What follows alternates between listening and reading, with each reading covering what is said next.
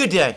Today is Friday, 15th August 2025, and we are a few hours from the start of the summit meeting in Alaska between President Putin of Russia and President Trump of the United States. As I am making this program, Putin is not yet in Alaska. He is in Magadan, a major city in Russia's Far East. He's apparently going to be meeting representatives of various enterprises and in academic institutions and educational institutions and that sort of thing before flying over to Alaska, where he will, of course, be meeting with President Trump. It makes sense to stop over in Magadan. I understand that the Ilyushin 96 does have the range to fly Putin directly from Moscow to Alaska, if that were the decision, but a stopover in Magadan probably is a good idea. The Russian Advance Party is already in Alaska. There are pictures of other Ilyushin 96 aircraft of the Russian government landing in Alaska, and pictures showing large convoys of vehicles leaving these aircraft or collecting passengers from these aircraft. And anyway, there's clearly a strong Russian presence now in Anchorage. And just to repeat again, I suspect that a large proportion of these people are going to be security staff from the FSO, Russia's equivalent of the Secret Service, and there will be people involved in communications, and there will be other technical people. And it is not impossible also, by the way, that there will be also caterers providing food for the Russian delegation. I'm not saying that this will necessarily be the case in Alaska, at the summit meeting in Alaska, but the Russians have a tendency, when sending high-level delegations to other countries, to bring caterers with them and their own food with them, so that the Russian officials eat food from Russia and prepared in Russia itself. This is not because people are necessarily worried about being intentionally poisoned or anything like that. It's to prevent the usual problems that come when people eat things that are unfamiliar to them. Anyway, it's a minor detail. Let's move on. Now, I am going to modify slightly some of the things I said in my program yesterday about the makeup of the Russian delegation.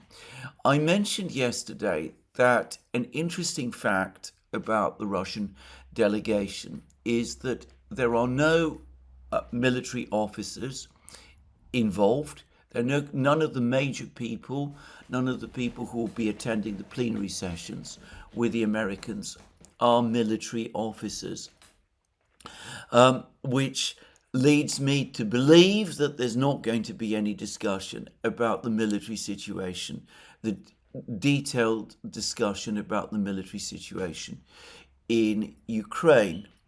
But I'm going to modify what I said about the economics representatives that are present in the Russian delegation. Now, to be clear, there are three, and they make up a significant part of the delegation. So Putin will be meeting Trump, and he will have his foreign policy aides, Lavrov and Ushakov, beside him. He will also have Belousov, the defense minister. I'm going to turn to him in a moment. And he's going to have three people with economics portfolios: Siluanov, the finance minister, Nabulina from the central bank, and Dmitriev, who heads Russia's direct investment fund.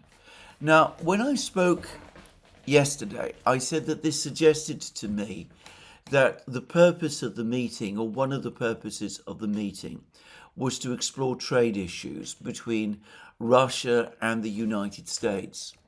But thinking about this further, Dmitriev obviously is the right person to discuss trade issues.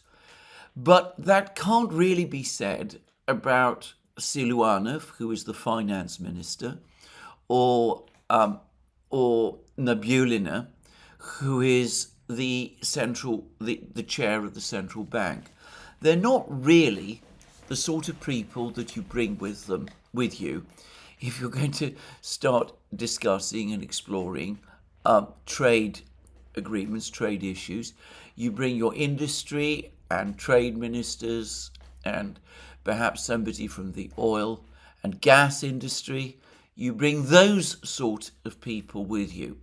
Now, it may be that amongst that large number of other people who we are hearing about, who the Russians are bringing with them, many of whom are classified as experts, trade people who are involved in foreign trade, and experts in the oil and gas industries are there.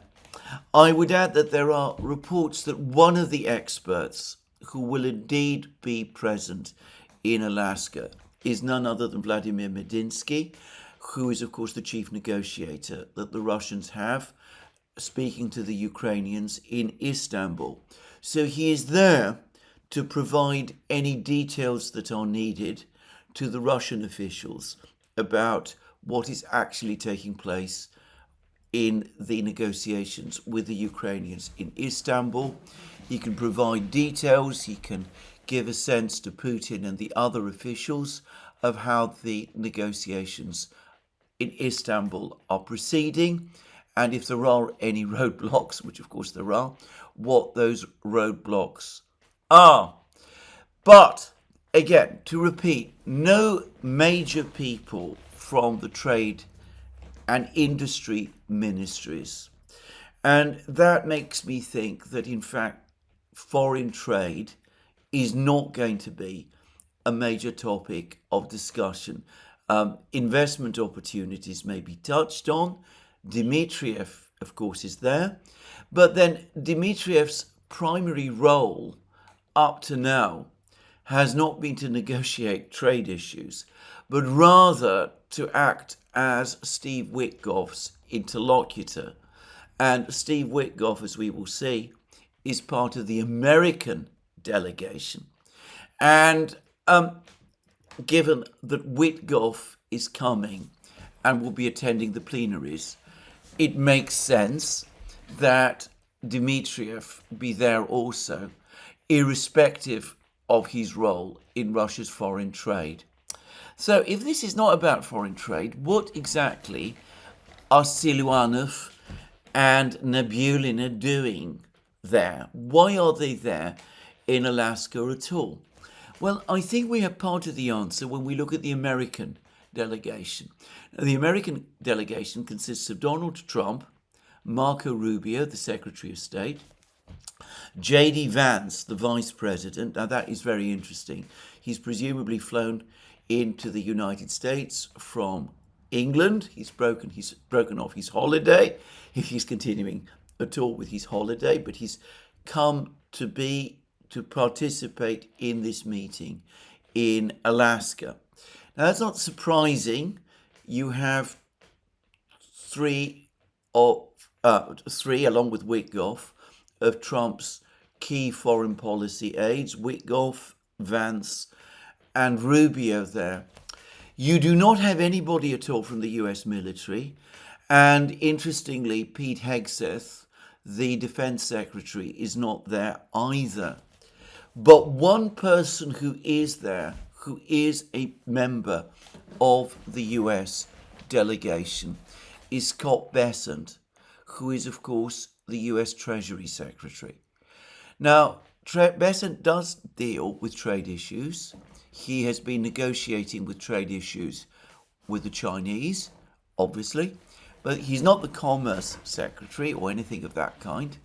And though he is playing the leading role in economics matters, perhaps the most interesting aspect of what he is doing at the moment within the US government is that he's playing the key role in tariff policy. He's the key cabinet official within the United States dealing with tariff policy. And of course, as US Treasury Secretary, he's responsible for sanctions. And bear in mind that the department in Washington that both formulates the sanctions and then is tasked with enforcing them is a department of the US Treasury, which is of course which makes it of course subordinate to Scott Bessent. So I wonder whether the purpose of bringing Nabulina and Siluanov to Anchorage is for these two officials to explain, mostly to Scott Bessent, but perhaps to the other officials, other American officials also, including, of course, Trump himself and J.D. Vance and Rubio, the fact that sanctions policy and tariff policy is not going to have the impact on Russia that some people in the United States appear to believe. If so, I cannot imagine people better qualified to explain all of this than Siluanov and Nabulina, because both of these two people have been at the forefront of formulating Russia's response to the challenge of sanctions.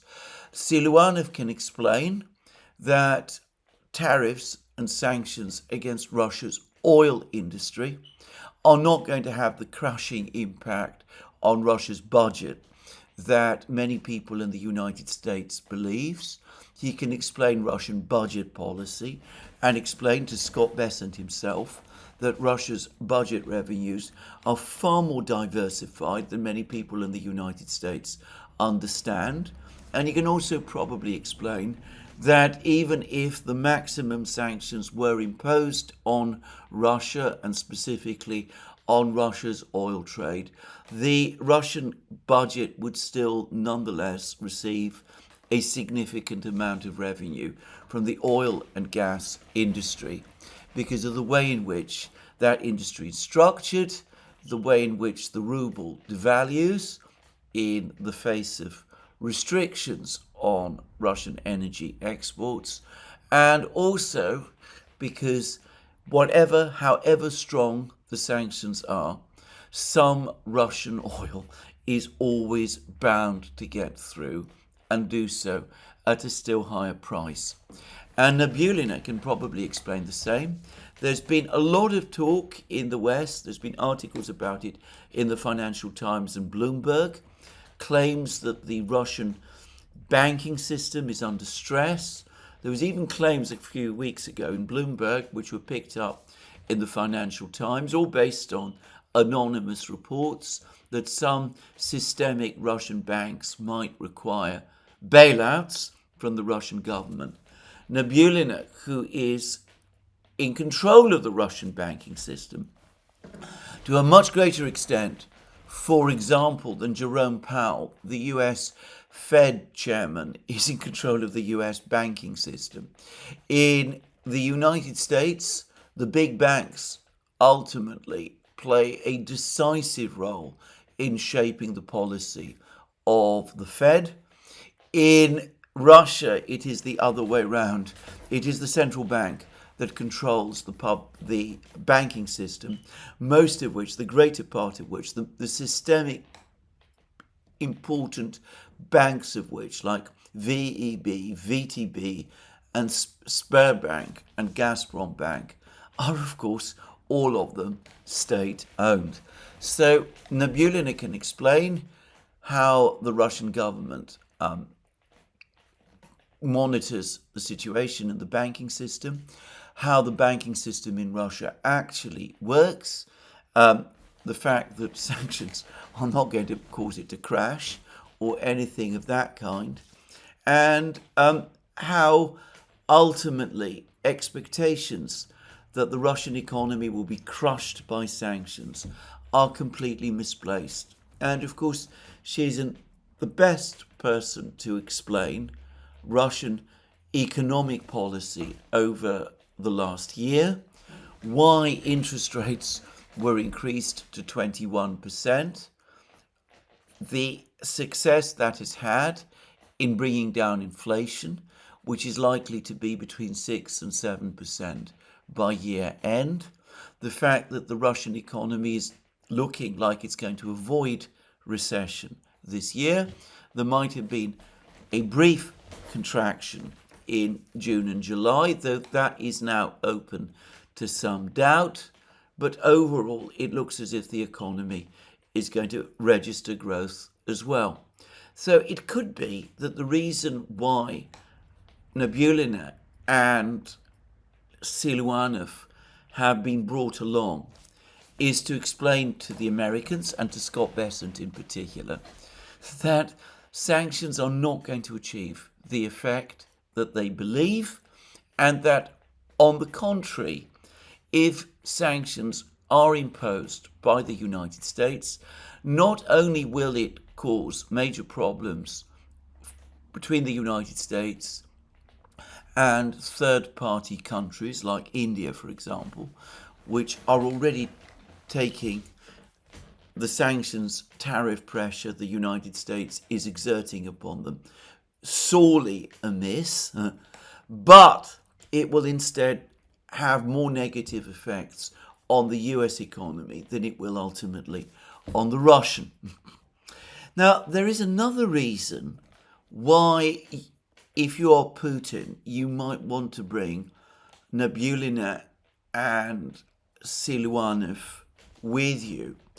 Because one of the things that Donald Trump has been talking about relentlessly over the last couple of weeks is the threat to the United States and to the status of the dollar from BRICS. That BRICS is about to try to launch some kind of sinister attack to demolish the dollar. Now, there is no plan at the moment to set up a reserve currency in response to the dollar. The BRICS, I think, did flirt with that idea a few years ago, and President Lula of Brazil has been quite keen about it, and the Russian Foreign Minister Sergei Lavrov has also floated the possibility.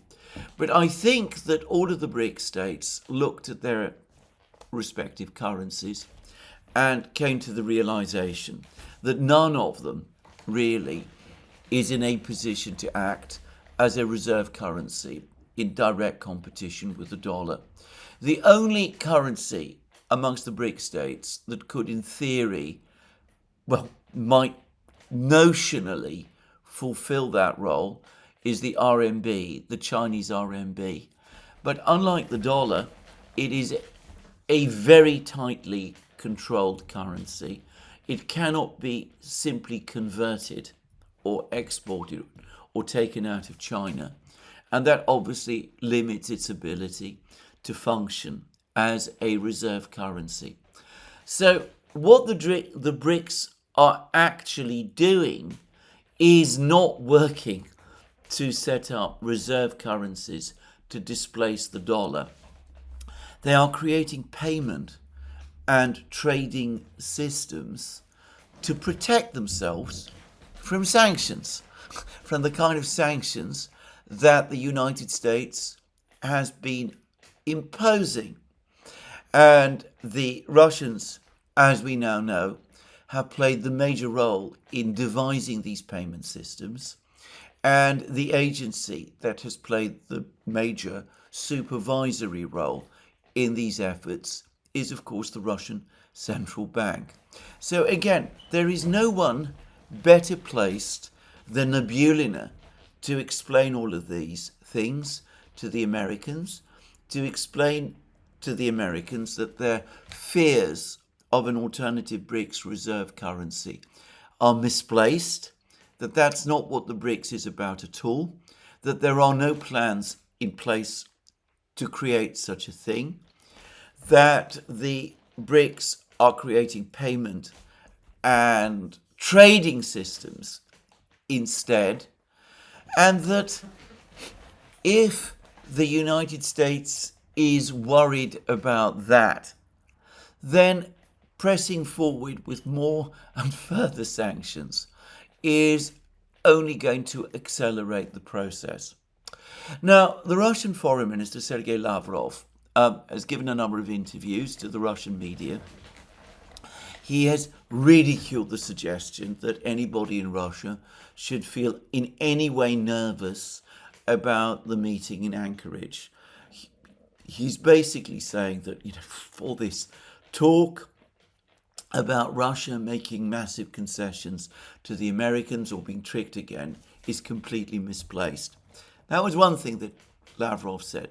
He also said, very interestingly, that the Russians, instead of having a plan to get some kind of result out of Anchorage, out of this summit, what they're going to do is that they're going to take the opportunity to set out their clear views about various matters, including, of course, the conflict in Ukraine, their clear and well-known views. This is their opportunity to explain all of these things, both about the details of the conflict in Ukraine, its origins, its causes going back to the policies of earlier administrations, all of these things, and to explain to the United States also other things about BRICS, about what BRICS is really about the ineffectiveness of sanctions, about those sort of things. So the intention, according to Lavrov, and it is consistent with what we can see of the Russian delegation, the purpose of the Russians is to explain things. They've had discussions with Witkoff. They're worried that Trump is only getting this information through Witkoff. This is their opportunity to explain it now to all the key figures in the American government, to Trump himself, to Vance, to Rubio, and perhaps most crucially to Bessent, who is in overall charge in some respects of US economic policy, and who is the person who is interested in, who has responsibility for tariff, overall responsibility for tariff and sanctions policies as well. So that's what I rather think about one of the purposes of this meeting now, and it explains the makeup of the Russian delegation. Now, to just say a few more things, I mentioned the fact that the US Defense Secretary, Pete Hegseth, is not there. Of course, the Russian Defense Minister, Andrei Belousov, will be there. But going back to the points I've just been making about the Russians explaining everything about tariffs and sanctions and what BRICS is about and all of that, it's perhaps worth bearing in mind that Belousov has only been defense minister for just over a year. Before that, he was a civilian official involved in economics policy. In fact, he is a highly trained economist. He used to be Putin's chief economics advisor. And until last year, and for several years, he was the deputy prime minister in overall charge of the economy.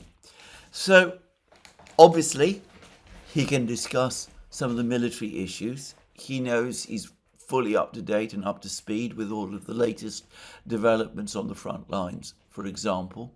But he is also extremely well placed to support and explain whatever it is that Siluanov and Nabulina tell the Americans about tariffs, sanctions, BRICS, payment systems, and the overall resilience of the Russian economy and the banking system and the way in which the Russian military industrial economy works and all of those things. That is his primary area of expertise. He has never given the impression of playing any significant role in military operations in Ukraine. That's not his province. That's something that he leaves to General Gerasimov and the General Staff to handle. Just saying. Now, there is one other person who does not seem to be coming to Anchorage, and this has puzzled me a bit. At least it's puzzled me that nobody has mentioned the fact. And that, of course, is Keith Kellogg, General Kellogg. He doesn't seem to be, or rather, to be more precise, he isn't a member of the main American delegation. The Americans are also bringing experts with them, and quite plausibly, Kellogg is one of them, so he might be in Anchorage for all I know.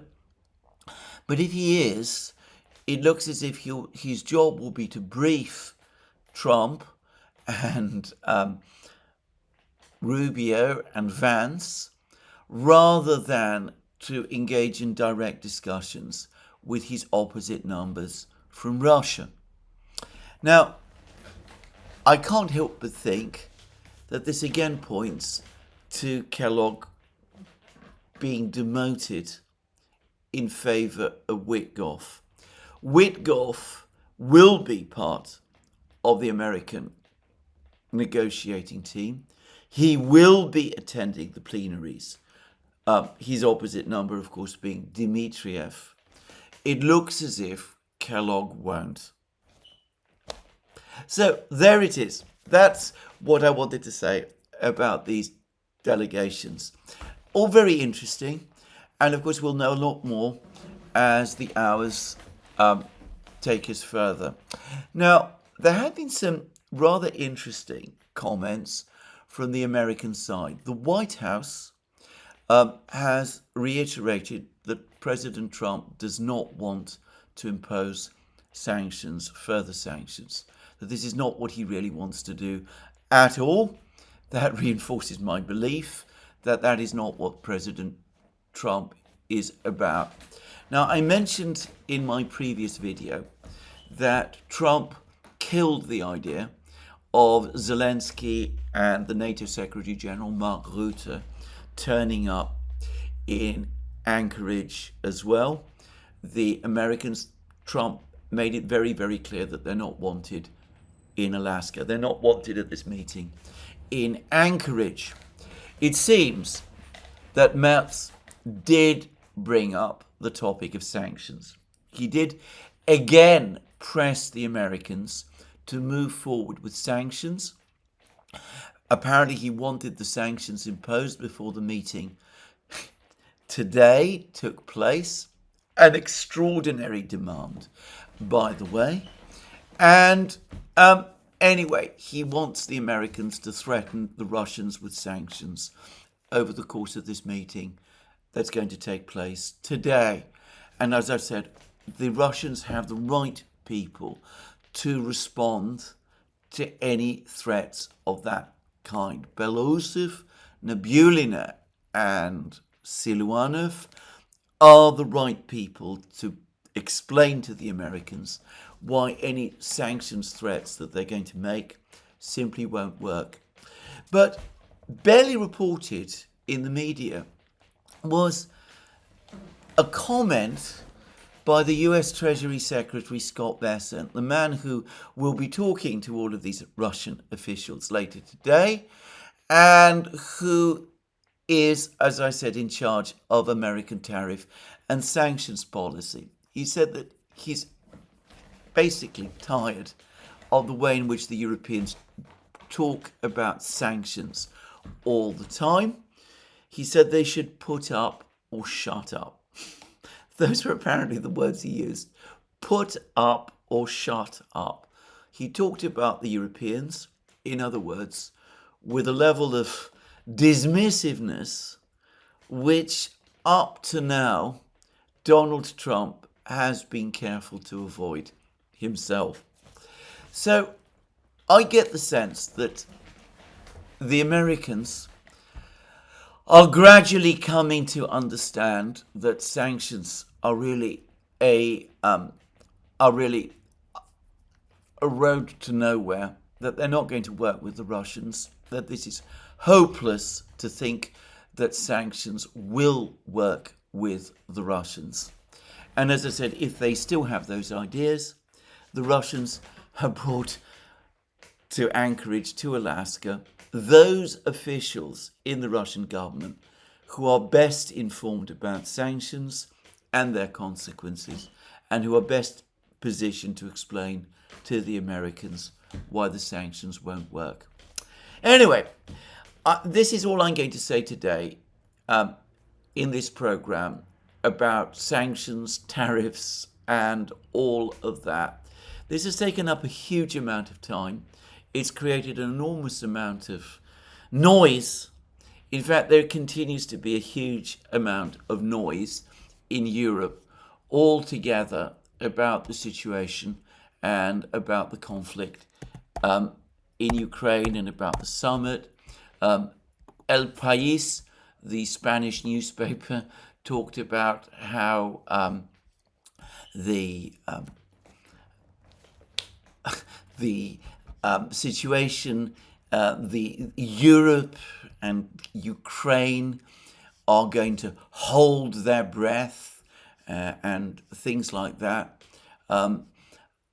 Absurd claims, in my opinion, but anyway, that's some of the things that have been said, and in Europe.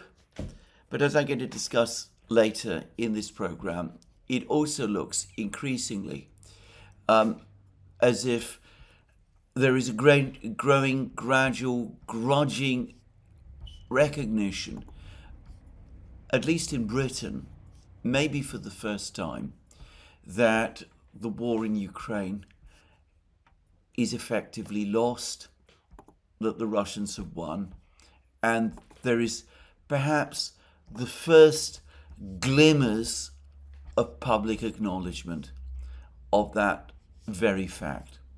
Anyway, let's just press on and discuss now what I think is the very important situation which is playing out on the battlefields in Ukraine, because we're starting to get further information about what is happening on the battlefields, and it is, for Ukraine at least, it is coming across to me as straightforwardly disastrous.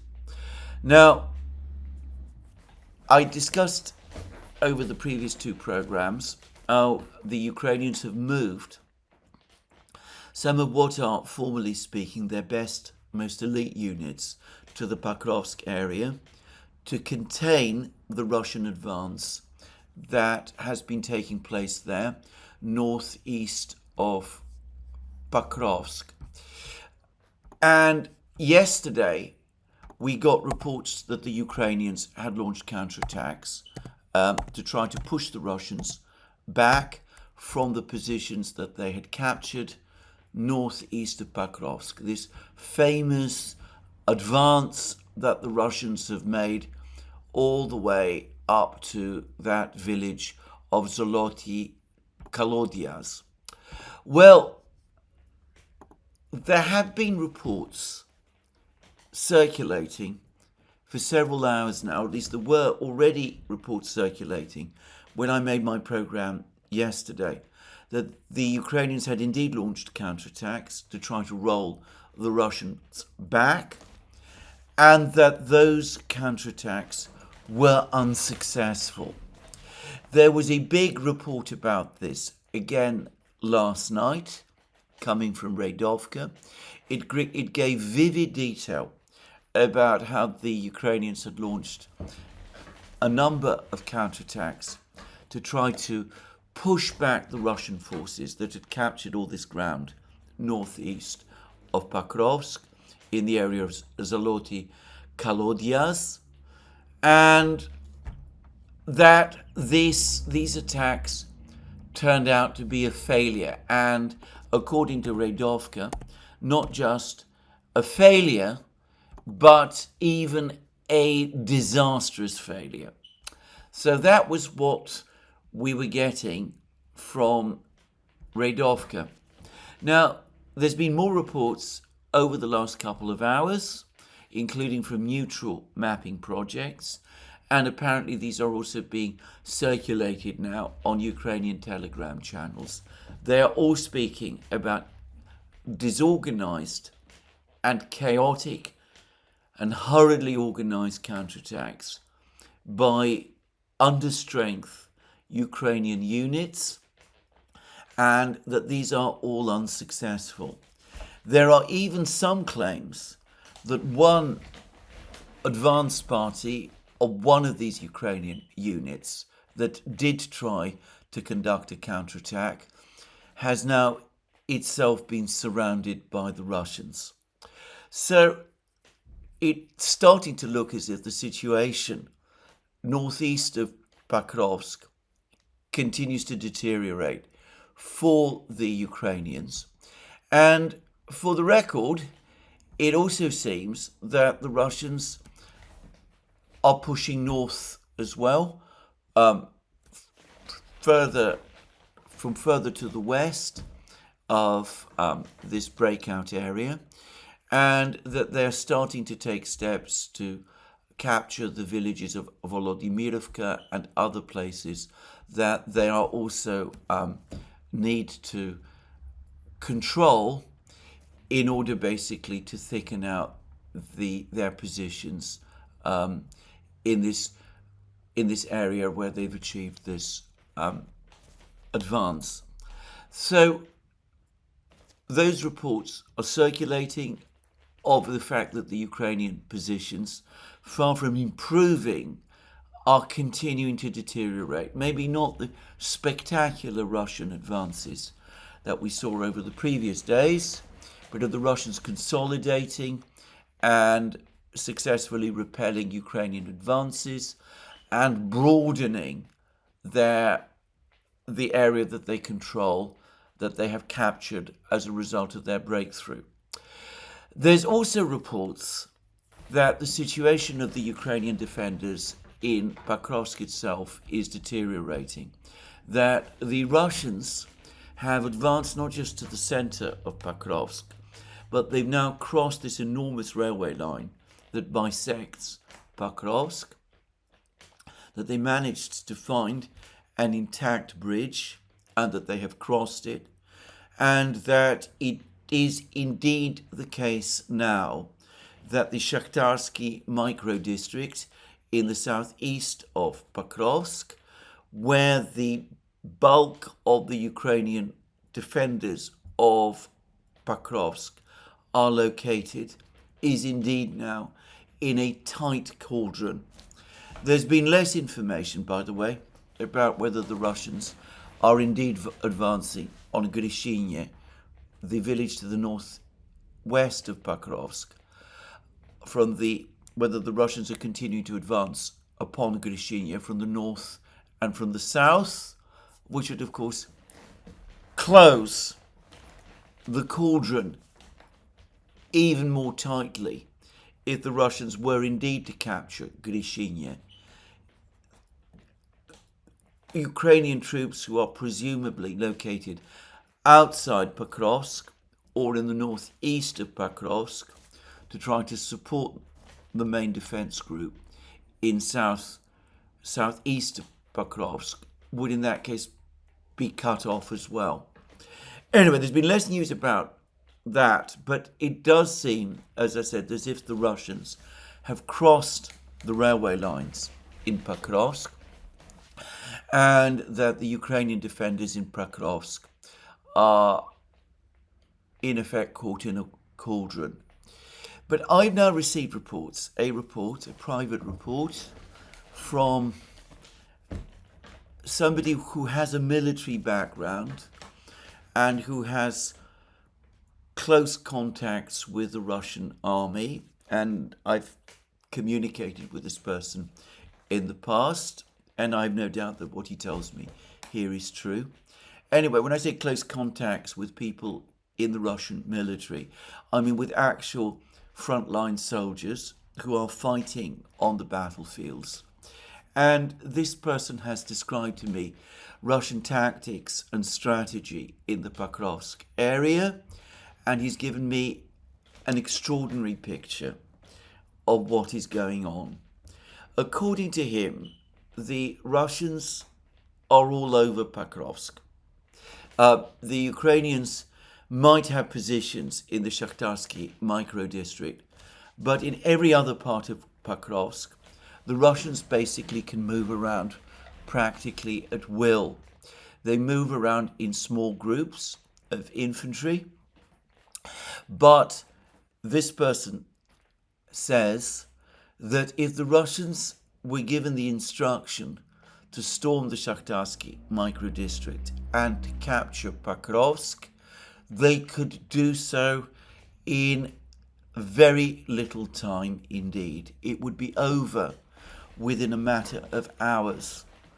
He also says that north of Pokrovsk, the Russians have established an extraordinary spider's web of sabotage and groups and light infantry groups and special forces groups roaming across the countryside, the open countryside, northeast of Pokrovsk.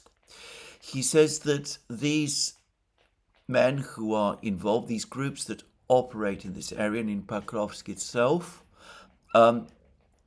are regularly rotated so that they are always fresh, but that there is a constant kaleidoscope of movement. He says that they're equipped with sniper rifles and machine guns and anti-tank weapons, including anti-tank missiles. And he says that they are under instructions to allow Ukrainian reinforcements to continue to enter Pokrovsk, because the Ukrainians can send men into Pokrovsk, but they cannot bring them out again. Any Ukrainian soldier, any Ukrainian unit which enters Pokrovsk now is in effect inside a spider's web. It's going into the spider's web. It can enter, but it cannot get out. And he says that incomprehensibly, the Ukrainian command continues to try to send reinforcements into Pokrovsk, even though these reinforcements get ambushed and in many cases killed, and that this is simply bleeding the Ukrainians altogether. He gave very detailed accounts of how these Russian units, small units that are operating across the fields and in Pokrovsk itself, now have extremely resilient communications with the advanced Russian command positions, how they're tightly integrated with drones so that they know where the Ukrainians are because of information provided to them continuously by surveillance drones, Russian surveillance drones that are constantly operating over the battlefield, and some of which specifically provide information to specific units. He said that the Russians also have now become very skilled at integrating their attacks on Ukrainian infantry positions or armored positions with their drones and their infantry. And on top of everything else, I've heard reports that the Russian Air Force is also very active in this area, and that the bigger formations, the bigger Ukrainian formations that try to assemble around Pokrovsk are immediately targeted by the Russian fighter jets, the Sukhoi 34s, dropping or launching their precision-guided winged fab bombs against them, often from significant distances, and that these bombs are causing terrible damage to these Ukrainian units scattered across the fields north of Pokrovsk, often very uncertain what they're doing and facing constant jamming of their communications. And I've received, or rather come across, other news from open sources. It seems that the Russian infantry are now heavily equipped with laser devices, handheld laser devices, some of them imported from China, others apparently manufactured in Russia itself. These laser devices apparently are used to burn out or blind Ukrainian drones, and apparently they are proving very effective, and in this area it is the Russians who have the advantage as well. And there is an extraordinary, very interesting report from TASS, TASS, the official Russian news agency, which says that one of the reasons why the Russian Air Force is now able to roam increasingly across the front lines is because the Ukrainian air defenses have essentially broken down, and that the Western air defense systems are becoming increasingly ineffective, and incredibly that the Russians are able to shoot down, or increasingly succeeding in shooting down, Ukrainian air defense missiles launched to shoot down Russian aircraft. This is the TASS report. The Ukrainian army's attempts to limit the strikes by Russian aerospace forces aircraft with the help of Western-made surface-to-air missile systems are thwarted by Russian air defense weapons. In the course of the special military operation, combat crews of Russia's air defense systems successfully intercept Western-manufactured surface-to-air missiles attacking Russian operational tactical aircraft that carry out sorties to destroy the enemy on the ground and in the air. And the source, a defense industry source, has said that the Ukrainian army has been actively using interceptor missiles of the S-200 SAMP-PT, that's an Italian-French system, and Patriot surface-to-air missile systems against Russian Sukhoi 34 and 35 Sukhoi 35 aircraft. Over the past 18 months, Russian air defense crews have intercepted nearly 24 Western-made surface-to-air missiles attacking Russian aerospace forces at supersonic speeds of up to Mach 3.5. Moreover, about half of them were Patriot missiles, and the Russian S-400 air defense systems demonstrate the highest efficiency in these intercepts. Systematic air intercepts of interceptor missiles in a combat environment with such efficiency have no analogue in the world history of air defense. Well, that's what the Russians are saying. Now, if we're talking about the Russians successfully shooting down 24 Western air defense missiles, that sounds impressive, but if it's done over a period of 18 months, obviously it's not affecting, it can't be enough to affect the entire dynamics across the whole battlefield.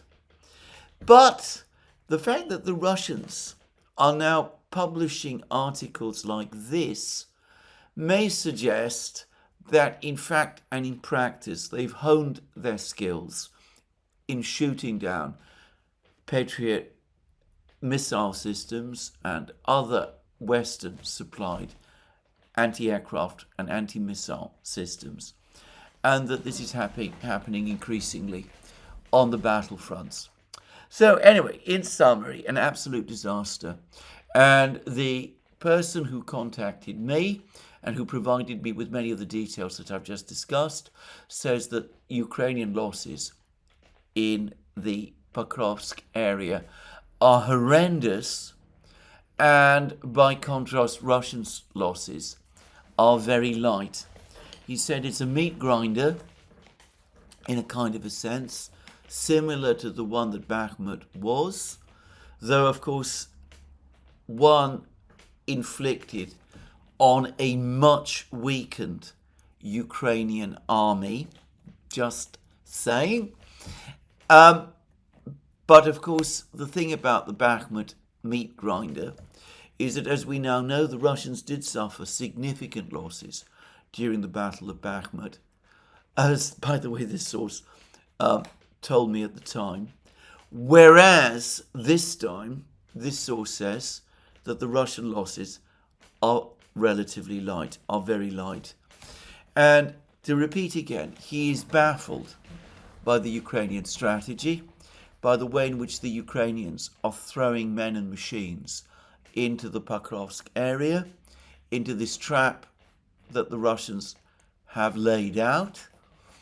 And basically, the Ukrainian army, or its best brigades, some of them apparently previously held back in case they were needed for a defense of Kiev itself.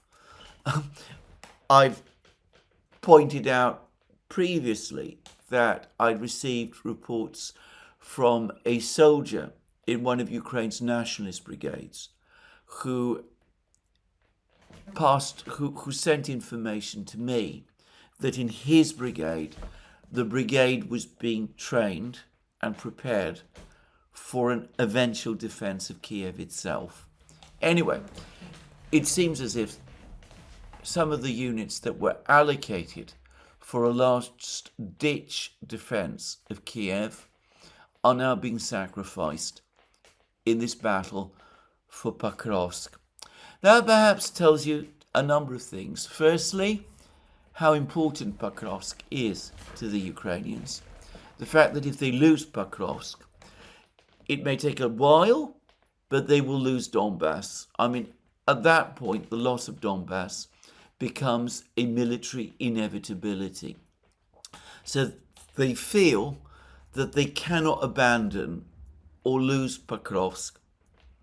And secondly, how determined they remain to cling on to whatever parts of Donbass they still have. How important for Ukraine this shield of cities, Slavyansk, Kramatorsk, Konstantinovka, still is. Now, since I brought all of that up, it's perhaps worth saying that even as the situation for the Ukrainians in Pokrovsk is getting worse and worse, we are now looking increasingly at a situation where the Russians could soon be in a position to encircle Konstantinovka as well.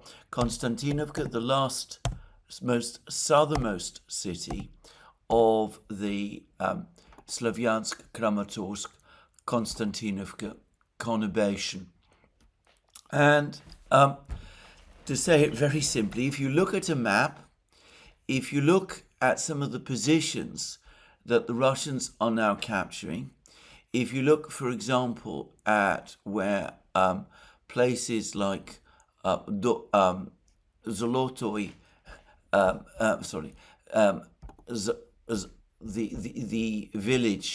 the villages to the north of Pokrovsk, Zolotoy, Kolodiez, are located, they are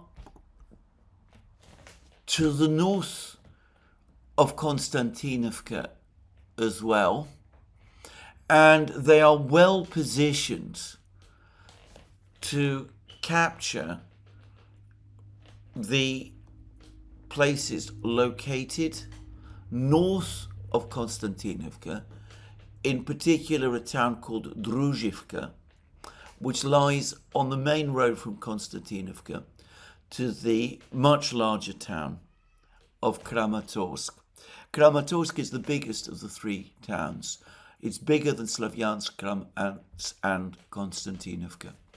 And if the Russians were to capture Druzhivka, then Kramatorsk would in effect be surrounded. Now, I'm not saying yet that that is where we are. I mean, it may be that we won't actually see that happen. It may be that it won't turn out exactly in that sort of way. But then again, one doesn't fully know. It may be that that is indeed exactly what we're going to see start to happen over the next couple of days or weeks. Certainly, it's starting to look as if the direction of events is beginning to point in precisely that way. Zaloty Kolodyaz, some of these other villages that the Russians are said to be trying to capture, Poltavka, Shahove, and whatever, places to the west of Bilitska and Rodinska are close to Druzhivka. And the Russians are also well positioned to attack Druzhivka because they now also control Chasiv Yar, and there are reports that they are advancing westwards from Chasiv Yar, also weaving towards Druzhivka itself. So Konstantinovka is already surrounded, in effect, from the south, where the Russians are now mopping up the remaining Ukrainian defences around the Kliban-Bik reservoir. Konstantinovka is in effect surrounded from the west. It's surrounded from the east because the Russians now control Chasiv Yar. It could be that the Russians might before long be in a position to encircle it from the north also, just as they managed to do with Pokrovsk. I remain of the view that the Russians will not attempt such an operation against Konstantinovka, an encirclement operation against Konstantinovka, until they finished with Pokrovsk. But then they are very close to finishing with Pokrovsk, and as we see, they are destroying much of the Ukrainian army north of Pokrovsk as well. So it could be that after the fall of Pokrovsk, if there is no truce, which is looking unlikely at the moment, we will see the encirclement of Konstantinovka play out. So that's the future, perhaps, of the battles in Ukraine. And perhaps at this point, we can also address what's happening briefly in other places. Perhaps the most important news comes from the Kupiansk, Liman, Siversk area. There is no doubt any longer that the Russians do indeed control the village of Torske to the west of Siversk and to the east of Liman. That is no longer, I think, disputed anymore.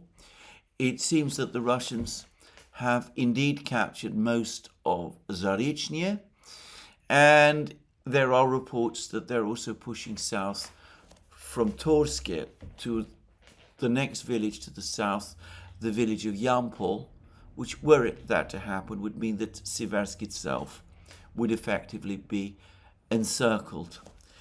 It looks to me as if all of the villages to the north and east of Liman are about to fall. And before long, that the assault on Liman itself will begin.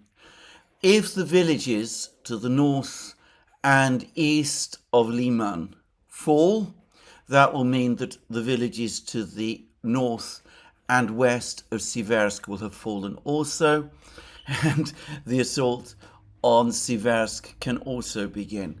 In my opinion, these two towns, Liman and Siversk, are equally vulnerable as a result of these Russian advances. It's quite likely that the entire Ukrainian defense in this area will collapse together. And further north as well, there are now reports that the Russians have captured the village of Petropavlovka, which is located to the southwest of Kupiansk.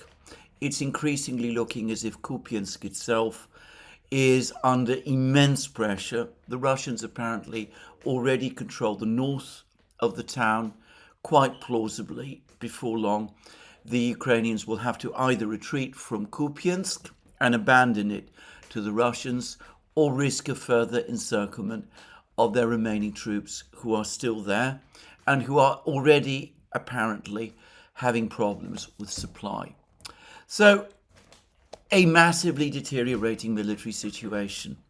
And there's also been some very interesting news following up on what I said yesterday about Russia's success in destroying Ukraine's Sapsan missile program. Because the Russians are now saying that the Sapsan missile system was being built, was being manufactured, was designed and manufactured at the Yuzhmash factory in Dnipro, which, given that it was the giant rocket factory of the Soviet Union, makes complete sense.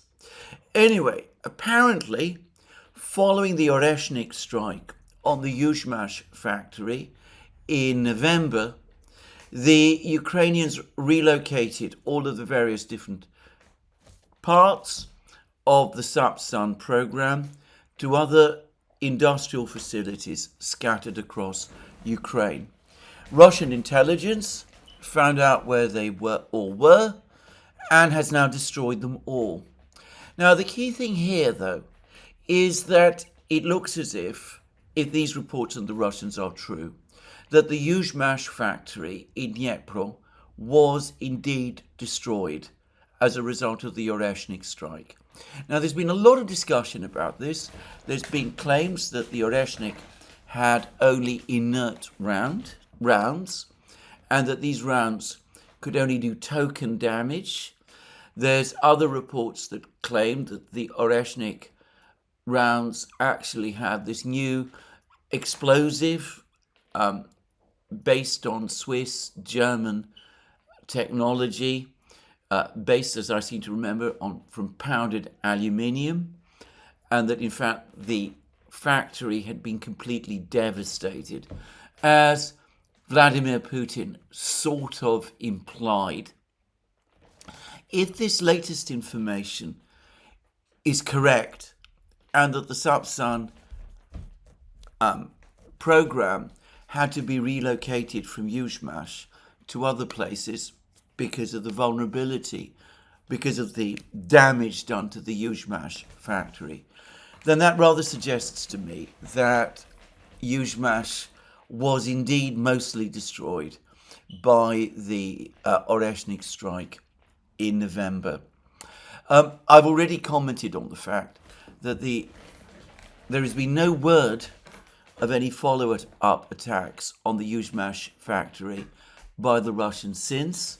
And in fact, I've heard virtually nothing about this factory since the Oreshnik strike, which, given its size and its importance in terms of Ukraine's industrial economy, I have to say I always found very surprising. We've now had a further piece of evidence, or at least a claim, which seems to support the theory that the Yuzhmash factory has, at the very least, suffered very heavy damage, perhaps has been completely destroyed as a result of the attack upon it of the Oreshnik system. And of course, Putin confirmed about 10 days ago that the Oreshnik is not only in serial production, but that the first Oreshnik missile is now in service with the Russian army. So let's take a step back and look at where we are ahead of the meeting in Alaska.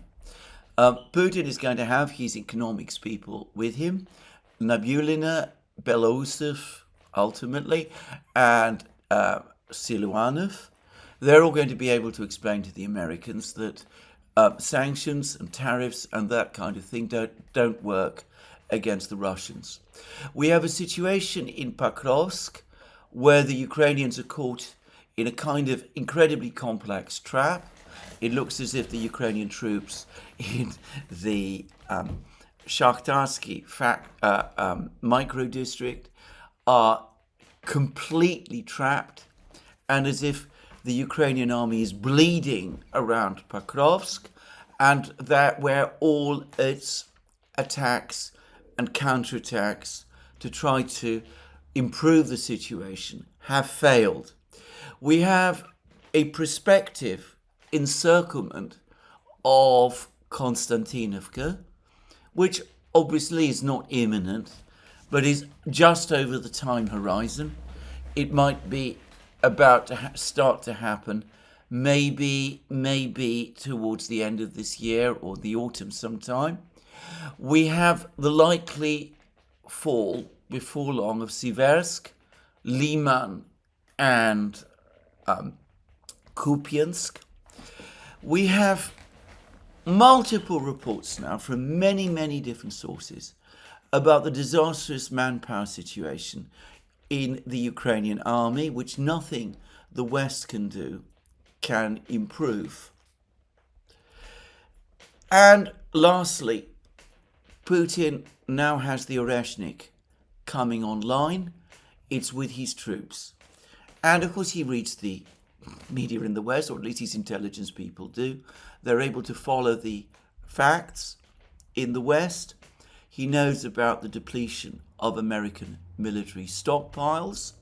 He can see the economic numbers coming out of Europe, and he knows about the very difficult economic situation there. He knows that he continues to receive strong support from his allies. In fact, he's just spoken today about the excellent relations Russia has with India. And he's also, by the way, had a very friendly conversation with Kim Jong-un, the leader of North Korea. So he knows all of these things. Why would he want to make substantive concessions when he meets Donald Trump in Alaska? Donald Trump would have to make very big promises indeed in order to persuade Putin to slow down his advance in eastern Ukraine and in Donbass, and to agree to any kind of ceasefire. And realistically, that is not going to happen over the course of one summit meeting today. And I question bluntly whether it's going to happen at all. Putin must sense, now that he's meeting Trump, that he is in a position of immense strength and enormous advantage. Now, the blogger called Kotilia the something or other. Let me see if I can check his name again. Anyway, the blogger who has sent me things in the past, and in fact, his correct name is Kotilia the Contemplator. Anyway, he's now written a further follow-up piece. He's the one who previously wrote about how the consistent pattern of wars since the Second World War, in which the United States has found itself in.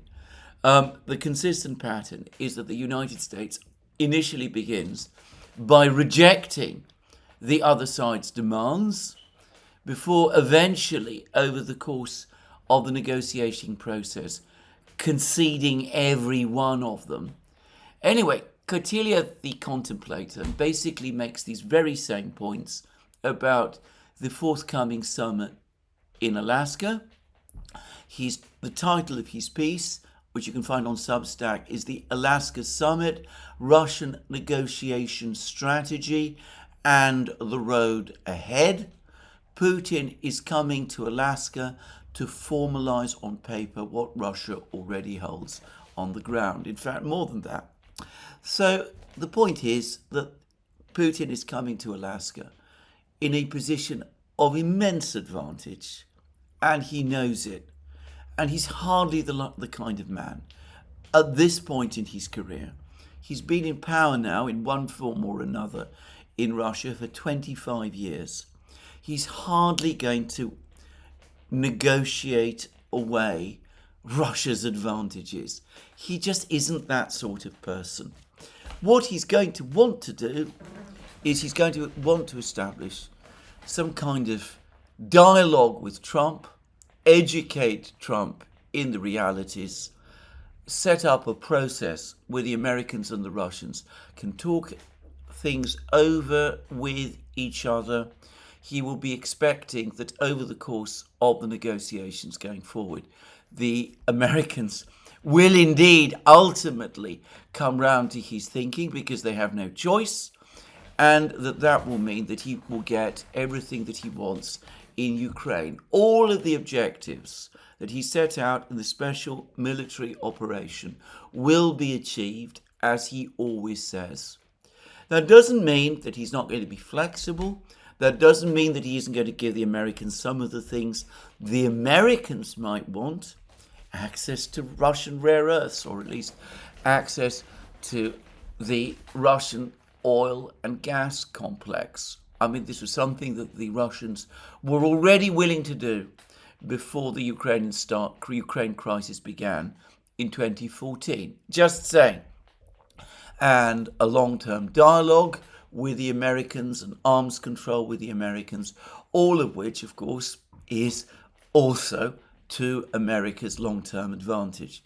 So I suspect Putin is going to be more than happy to do all of those things in the long term. He will want to resolve this problem of Ukraine with the Americans eventually, so that he can establish that dialogue with them. But he is not going to concede substantively on any of the things that he set out in his speech to the Foreign Ministry of the 14th of June 2024. And there is no word or hint from the Russians that he has any such intentions. Just say. So that's my own assessment of the situation up to now. Obviously, when two leaders meet, there's always some degree of unpredictability, especially when one is dealing with people like Putin and Trump. Trump is always unpredictable. Putin is not above giving us surprises. So it's possible that something might come out of the summit that I don't expect. But to repeat again, I find it very difficult to see why in this situation Putin would be interested in negotiating away Russian advantages. Now, I will just finish by saying that it's also becoming increasingly clear to me that the British especially are now starting to come round to understanding that the war in Ukraine is lost. I was provided by a member of the Duran community with an extract from a video from Times Radio. Times Radio, the Times in question is, of course, the London Times. And It's a quote from a Times correspondent, John Loff, and he says, "I was talking to a British official about a year ago, 2024, who is well acquainted with what is going on in Ukraine, who said to me, there's actually not much we can do because the Ukrainians are losing slowly. And that's probably the best we're going to be able to get to." In other words, this British official, already knew in 2024 that Ukraine was slowly losing the war. Just to say, in spite of that, the British continue to insist that the war continue, even though that they knew that Ukraine was losing it. I spoke about the West's cynicism the European cynicism in my programs yesterday. Well, there you have a further example. But going to the Telegraph, the Daily Telegraph this morning, the authentic voice, as I say, the purest distillation of the thinking of the British establishment. What do I see but an article by Sherelle Jacobs, a well-connected journalist, by the way.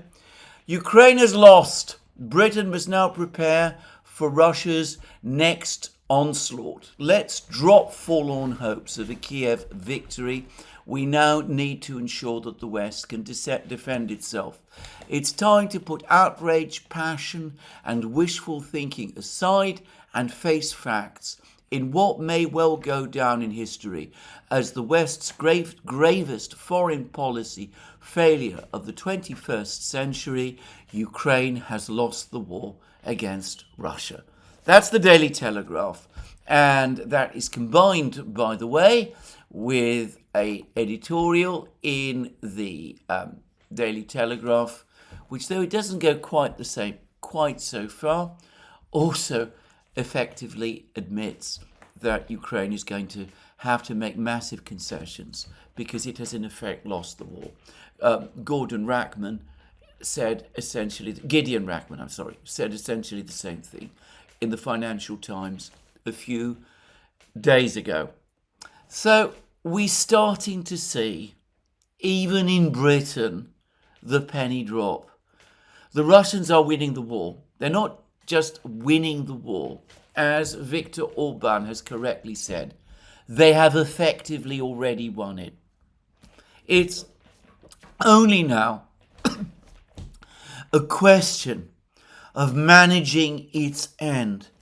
There may be still some people in the West who resist that idea. There may be still some people in Ukraine who resist that idea. But that is the reality. And that is why Donald Trump is meeting Putin in Anchorage today. Well, this is where I finish today's program. More from me soon. Let me remind you again, you can find all our programs on our various platforms, Locals, Rumble and X. You can support our work via Patreon and Subscribestar and by going to our shop. Links under this video. Last but not least, if you've liked this video, please remember to tick the like button and to check your subscription to this program.